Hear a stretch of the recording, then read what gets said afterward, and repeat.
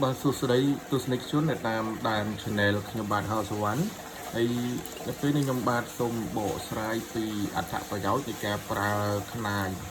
mình là khăn tán khăn và hào người thì chẳng ạch hạ và giáo bỏ khăn cứ xâmรับở đây cùng người đồng tạc mà bỏ dưỡng cứ khang cà phê này chui cà phê dương thì cua đấy thì cua nặng cứ cậu ở đây cùng người nó cứ ổng phứ mục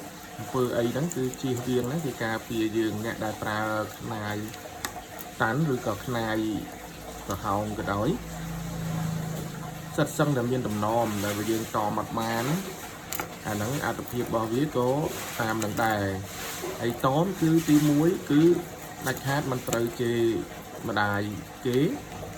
ទី2បរិភោគសាច់ពិសេសហ្នឹងហើយកាន់សិល5ណាមកចាំដល់សិល8សិល10អីទេតែមិនសិល5បានហើយអញ្ចឹងអ្វីដែលជាអត្ថប្រយោជន៍របស់ផ្នែកដែលជួយការពារយើងនោះគឺ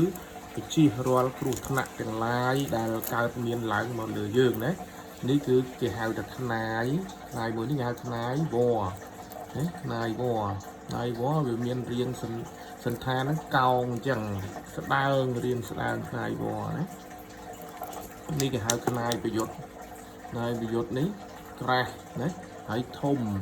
ជាងផ្នែកជ្រូកវ៉ណាផ្នែកប្រយុទ្ធនេះបោះក្រៅស្រុកទេណាហ្នឹងហើយប៉ុន្តែយកមកពាក់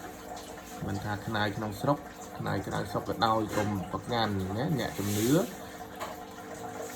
អ្នកខ្លះប្រកាន់តែផ្នែកក្នុងស្រុកល្អផ្នែកក្រៅស្រុកមិនល្អ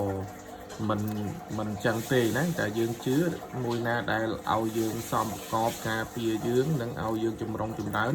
យើងស្រោបពាក់ទៅយកមកការពារយកមកគោរពបូជាទៅ